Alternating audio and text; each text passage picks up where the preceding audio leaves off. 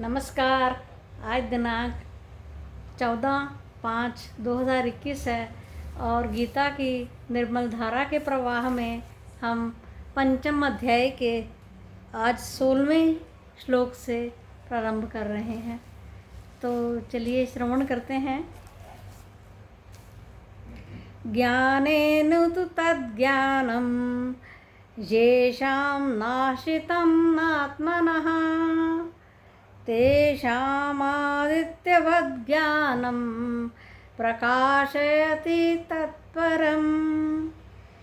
अर्थात जैसे सूर्य समस्त रूप मात्र को, समस्त संसार को एक ही बार में प्रकाशित कर देता है, वैसे ही ज्ञान रूपी अग्नि जब प्रज्वलित होती है तो वो ज्ञान, उस ज्ञान के द्वारा सारा ही अंतर का मैल जो है धुल जाता है और सारा प्रकाश ही प्रकाश अंतर में फैल जाता है। सभी अज्ञान रूपी अंधकार दूर हो जाता है। आगे कहते हैं, तद्बुद्धस्तदात्मानस्निष्ठस्तत्परायणः गच्छन्ति पुनरावृत्तिं ज्ञाननिर्धूतकल्मषः। उस परमार्थ तत्व में जिनकी बुद्धि जा पहुंची है उसको भगवान ने तद्बुद्धि कहा है। वह पर ब्रह्म ही जिनका आत्मा है वो तदात्मा है, यानी वो पर ब्रह्म से अपने आप को एकीभूत कर सकने में समर्थ हो गए हैं। हर एक प्राणी मात्र में वो अपने आप को देखने में समर्थ हो गए हैं। उसको दोबारा पुनरावृत्ति नहीं होती, जन्म मरण रूपी कष्ट की पुनरावृत्ति नहीं होती, क्योंकि ज्ञान रूपी अग्नि से उनका समस्त कालिमा, जो पुराने संचित कर्मों की, जन्म जन्मांतरों की जो कालिमा है वो धुल जाती है। आगे कहते हैं, विद्या विनय संपन्ने ब्राह्मणे गविहस्तिनि शुनिश्चैव स्वपाके च पंडितः समदर्शिनः। कहते हैं भगवान कि जो पंडित यानी जो आत्मज्ञानी है वो समदर्शी होता है।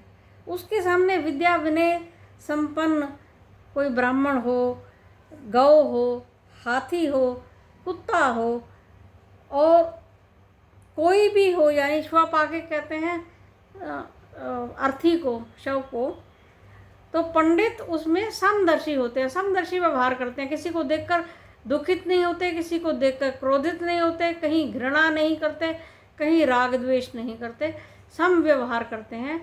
इस प्रकार से उनकी जो दृष्टि है वो समदर्शी हो जाती है।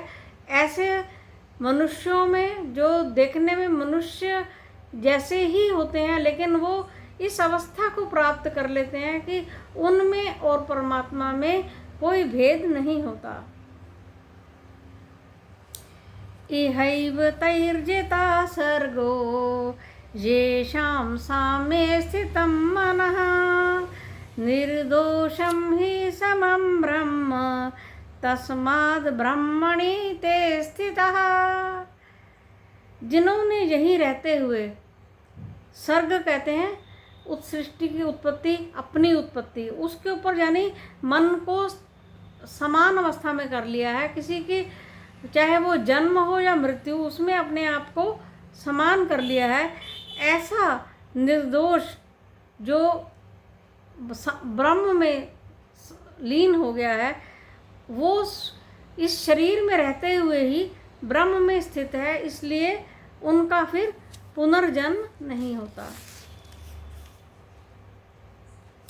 न प्रहृष्येत् प्रियं प्राप्य न उद्विजेत् प्राप्य च प्रियं स्थिरबुद्धिरसम्मूढो ब्रह्मविद् ब्रह्मणि स्थितः। प्रिय वस्तु को प्राप्त कर जो हर्षित नहीं होता और अप्रिय को प्राप्त कर जो उद्विग्न नहीं होता, ऐसा स्थिर बुद्धि पुरुष, असम्मूढ़ मतलब बिल्कुल वो किसी भी प्रकार की मूढ़ता को प्राप्त नहीं होता, और वो ब्रह्म को जानने वाला ब्रह्म में ही स्थित होता है और सदा उस ब्रह्म तत्व में ही निवास करता है, और इस मृत्यु पर्यंत ये शरीर छूटने पर भी वो परब्रह्म में ही लीन हो जाता है, ब्रह्मलीन हो जाता है। ऐसा कहने का भगवान का अभिप्राय है। इतना कहकर वाणी को विराम देती हूँ। शेष हम कल पढ़ेंगे। धन्यवाद।